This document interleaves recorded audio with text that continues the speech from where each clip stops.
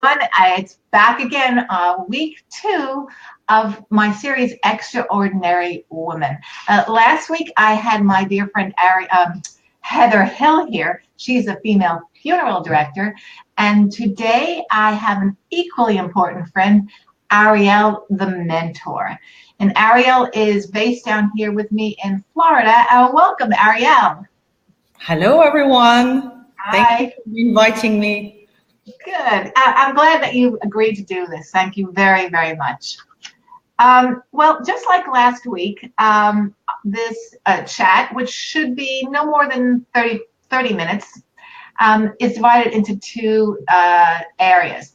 First is a rapid fire question. I'm going to pose a question, and Arielle is going to give me an answer. And then we're going to get into the nitty-gritty of everything, and we'll go a little bit deeper into our discussion. The whole purpose of these conversations, this is week 2 of a 5-week program, is just to get you, to introduce you to just really extraordinary women, women who have risen above the norm and really, really made an impact on their lives and the people around them. So with that in mind, Arielle, let's roll. Okay, first thing this morning, coffee or tea? What was the first thing you drank? Before the black coffee, it's a glass of warm water with a drop of lemon essential oil to clean up the whole system and get energized. Okay, all right, that's rapid 1. Do you have morning rituals? Yes, I do. I actually put my phone in the living room. So first thing I do, which is not the best one, but that's what I do. I check my phone, and I usually check my WhatsApp messages because I have sisters living in London and Paris. And so I check that, usually get at least 1 messages, I reply back. And then that's like 10, 15 minutes already. And then I sit in the living room on a pillow and I close my eyes and pretend I meditate for 15 minutes. You pretend? Yeah, I pretend, because you never know if you're really doing it, right? And by the way, this is not meditation. You're thinking too much. And so it's approximately maybe 20 minutes of first closing the eyes, breathing and thinking about lots of different things, and then writing a few things I'm grateful for on a journal, and then start working. Breakfast and then working. Right, because the purpose, as I understand, because I meditate as well, is to clear the mind. It's just to start the day off fresh, correct? Well, I guess it's there's. From what I heard, there are a lot of different reasons. And then I guess we all find our own reasons that come up as we do it. Clearing the mind, yes. Kind of being more centered. Mm-hmm. Yes. Having more clarity about what you wish, what you don't wish.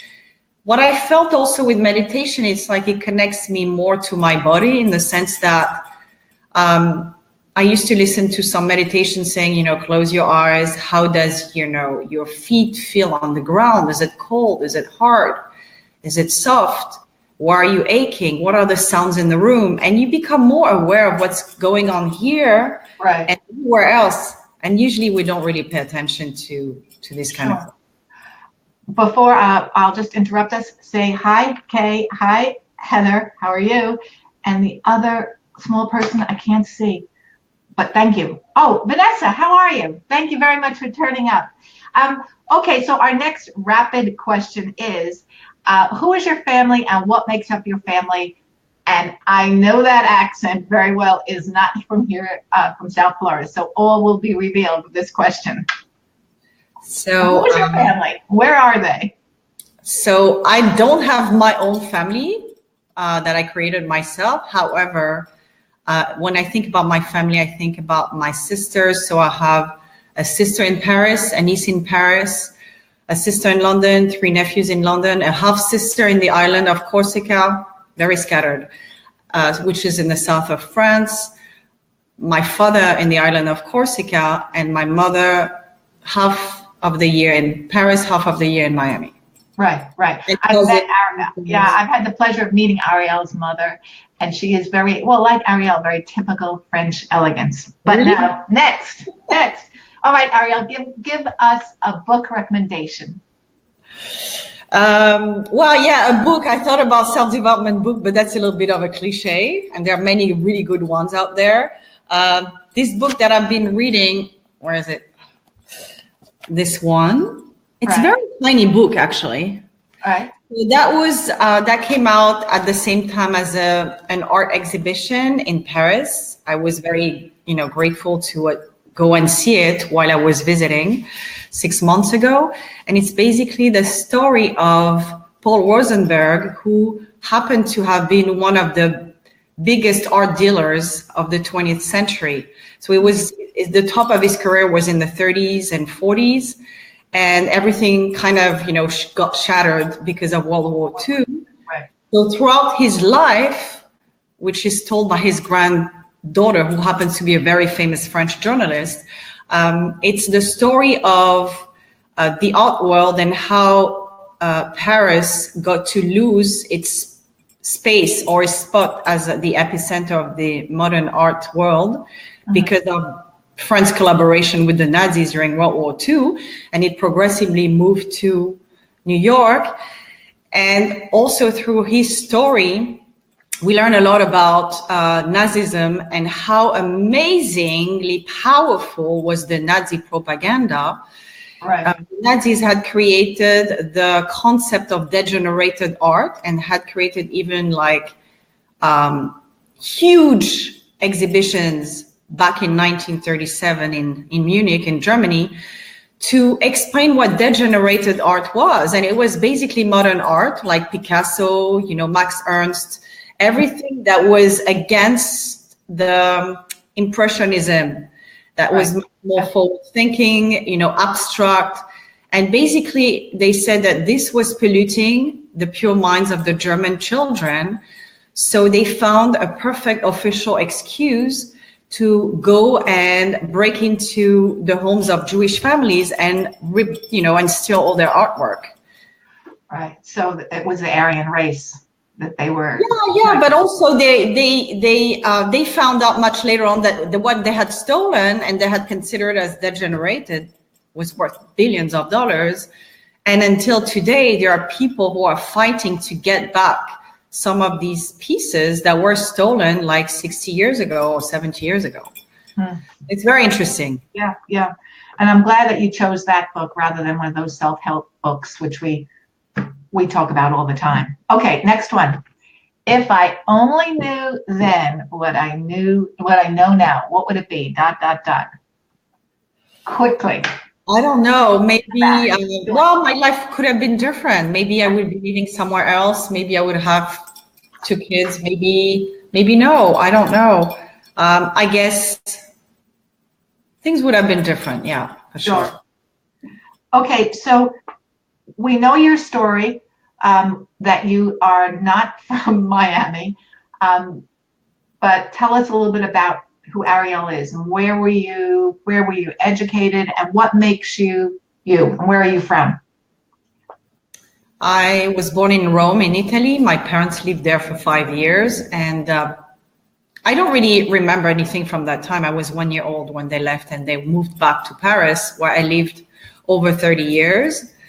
So although I'm an American citizen and I'm very different from the average person from Paris, I'm still very, very very, very Parisian, I would say. So, so there's a lot of emotions when I go to Italy to travel, because there's probably something that reminds me of when I was really, really small. So I moved here 15 years ago. I had come here many times, South Florida, on vacation. And I just, with my parents when I was much younger, and then I said, let me try.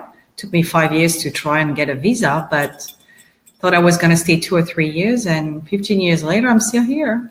Right. So when you left Paris, did you just transfer careers, or did you focus on something different? How did that evolve? In advertising sales. when I moved here, it was kind of complicated to work in the same field just because the main companies and media offices were in New York, and I didn't want to live in New York. I was looking for something a little bit. No, it was not about the cold. It's like I went to New York for 2-3 weeks and got a lot of job interviews, but then I was not organized to stay. So I moved back to Paris, but I really felt very quickly that New York is a very exciting city, but it's extremely competitive. Right. And I didn't know if I really wanted to get sucked into that, like work like 35 hours a day kind of thing. Right, sure. And that can happen very easily. Yeah. So I moved to South Florida, and that's where we met. Yeah, exactly. I was advised to do real estate because then I could go back to Europe often. I didn't have to just cope with 2-week vacation a year. Mm-hmm. And that's when we met, like a while ago. And yeah, because I speak different languages. So people said, oh, you should work with in real estate because there are a lot of people from other countries who buy in South Florida, blah, blah, blah. Right, right. But then your life, as I know you, evolved. And so tell us that part where it was something was missing and how now you've developed into your own, how you've become a mentor. And what was that journey like? So who do you mentor? Yeah, so funnily enough, there are things that you kind of push in your life, and there are things that don't push and they show up naturally, I guess. Because like evolving towards like mentoring women, which is I'm more targeting women who, don't feel complete or don't feel fully alive or don't feel bored because they either want to have a romantic partner or they don't have children and they wish they had children, or because they don't have a job that makes them feel alive. It's a kind of the result of my own journey. Right. And when I moved to South Florida, I was not really interested in meeting someone as a romantic partner per se, but this desire came up after maybe 2 or 3 years when I started settling in a little bit and having work and as women are not supposed to have children until they're 70, which is although it can be done, so I've heard somewhere in Italy. Well, it becomes very complicated, but it's not like a man. Basically, you don't have so much time. So I progressively felt like I wanted to have a family. And what's very interesting, and if I knew then what I know now, is for many years, I was really depressed. I felt like a failure because I felt I was not making enough money. It was very up and down. And I wanted so badly to have a family, and I didn't have a family, and I didn't know how to meet the right guy. And the guys I was meeting were not interested in committing. And I was like, I'm just a failure. Why did I move here? So the fact that maybe I moved to another country, I guess I had some sort of expectations that if you move to another place, and you learn how to adjust to a different culture, it better be worth it, basically. Right. So, but I didn't know back then that I was so focused on the lacks in my life, that was just attracting more luck. Right. And I had such a lack of trust in myself and in life and in the universe and in the people I was meeting, and that I was just, stuck in that mindset. And of course, the years went by, nothing changed until I guess I mentally or emotionally really collapsed. And then I said to myself, I have to stop crying. It's not possible. And, one thing led to another, one book that I bought, I guess, randomly, but it was probably not random. I guess we're guided somehow. And that book started opening a door, and then another book, and then, a coaching seminar, and then another seminar, and then a personal one-on-one coaching, and then... and that's... Yeah. That's to where you are today. Shifting. Yeah. So there's like a master plan. I don't think there's a master plan, but there's something that for those who have seen or... the commencement speech of, in 2005 of Steve Jobs. Steve Jobs, yeah, exactly. Yes. And it is so true that we can't see the dots connecting when we look right here now or when we look forward. We need to look backwards to see that actually that person who hurt you at some point was supposed to open a door to this. And this led you reading that book. And that book led you to make that friend. And that friend led you to this. And fast forward like 5 or 10 years later, what you became here is still you, but there's this whole path that gradually came to that point here, and you were not aware of it. It's just when you turn around and you start looking back that you see that the dots were connected. Yeah. So I really recommend that speech listening to on YouTube. It's amazing. 2005, commencement to Stanford University graduates by Steve Jobs. It's really amazing. Yeah, and don't you think that that's something that we learn, that we have to look forward but learn from the back as you mature, get older, more gray hair. Like that we should look forward? Yeah. We have to look forward without looking back, but learning from the back to go forward. Yeah, I guess, it's, I don't know if there's any rule, but we see that things have a sort of and cause and effect when we look back. Sure. We look forward, we don't see it. Mm-hmm. And looking forward is great because it's kind of where am I heading? So you need a direction. It's like a car. You don't know where you're going. You're not going to go anywhere. But at the same time, it's finding that fine balance between looking forward and being present in the moment. And that's the hardest thing to do because we're so obsessed with, oh, what are your goals? What do you want to achieve? And, the American culture is very, very based towards this kind of like, you're not a leader, you're a loser, you got to know what you're going and blah, and blah. But then we forget that what's here, what's around me, what am I sharing right now, with my child or my husband or my friend or my pet or just myself. And this is part of what you teach, isn't it? In your course, or whether it's be one-on-one mentorship, which you offer, and the courses, this is what you teach, isn't it? Yeah, it's not about like I don't think I teach anything. I just try to inspire and open some doors. Like I really had to go really deep down and be really, really sad to start going up. And I kind of use what really helped me to see how I can transfer that onto someone else. Mm-hmm. And also we have very few emotionally healthy role models out there. Right. Our parents did what they could, our grandparents did what they could. And, we reacted or we copied what we saw when we were kids. So sometimes, we feel like we hit a wall. We don't know. We think something's wrong with us. Right. But we just need some help to be guided. Someone, we stay stuck on door A and maybe door B is right there, but we don't see it. So I want to use some of the things that I've learned as tools and like conversations to kind of like inspire some women who feel stuck or feel like overwhelmed or feel that they have like a really boring life or they feel empty for different reasons, to kind of reconnect to a certain vibrancy and certain joy of being here. We're not here for a long time, so we'd better enjoy that trip on Earth, right? Yeah.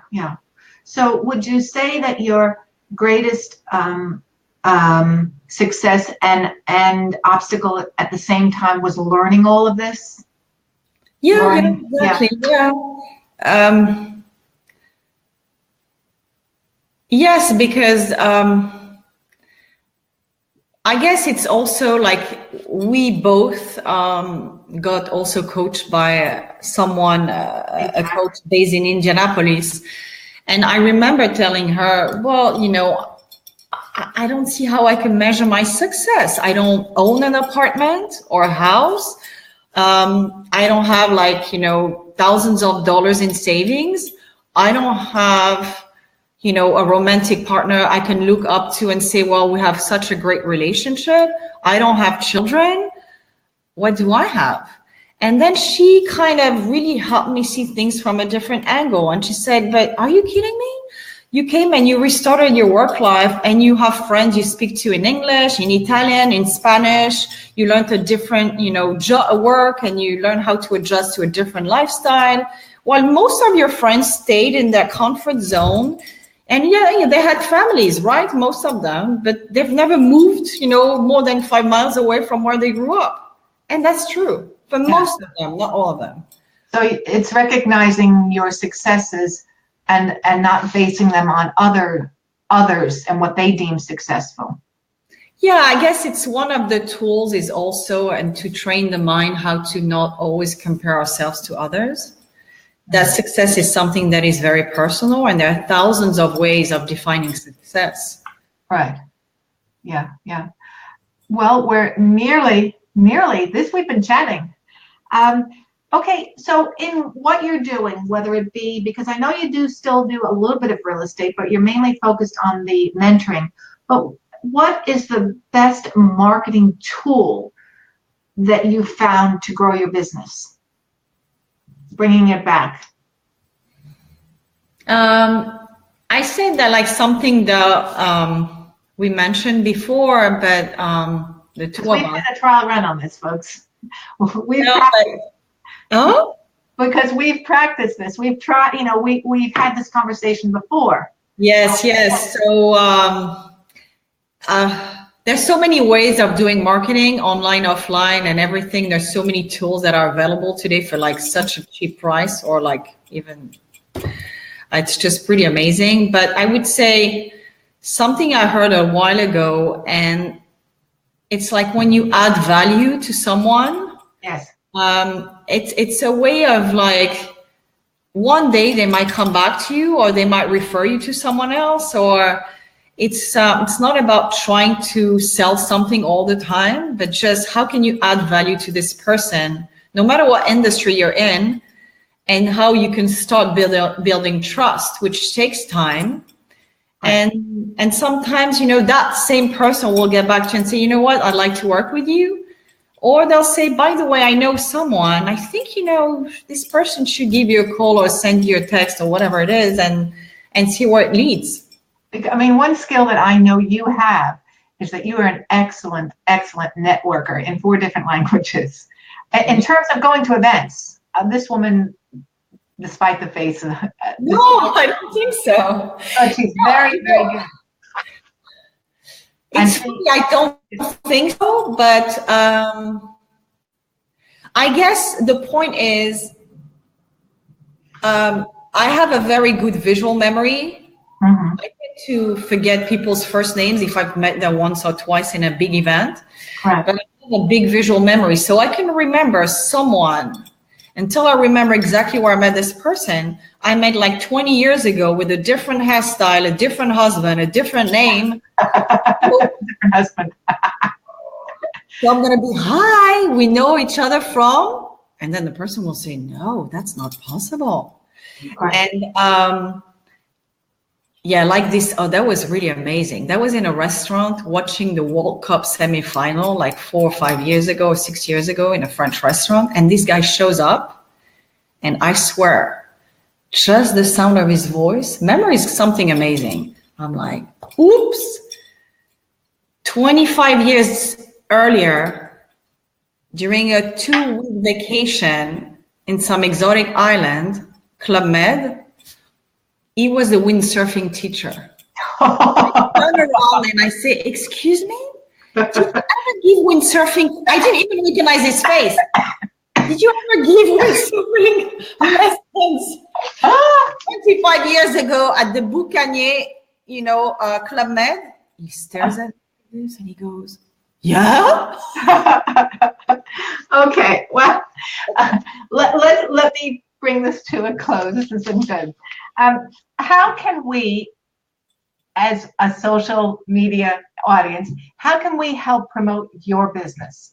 I know that, and I'll put the link to your Surrender to Your Bliss Facebook page, and I'll put your new email address, but how can we help you? I'm in the process of developing, website. So I'll have this. Whoever's interested in having more information can always email me. I'll email back the link to the website so that they can just browse and touch. Yeah, yeah. And I know also, because I also know that it doesn't matter where anyone lives because you do Zoom as well. You do Zoom conferences. So it's of course, if we can meet at least once, it's really good. Right. Because there are also things that I think are some tools that I use that are, connected to, the body and how we connect to our body. And sometimes meeting someone at least once can be really helpful. Yes. But the rest can be done video. Yeah. And it's so it's like giving some tools, trying to get to know the person and see how it goes. It's also organic. I don't think there's a cut and paste solution when it comes to trying to inspire some women to feel better about themselves and their lives and how to create some opportunities so they live a more vibrant life. So it could be like word of mouth. The Facebook page is Surrender to Your Bliss.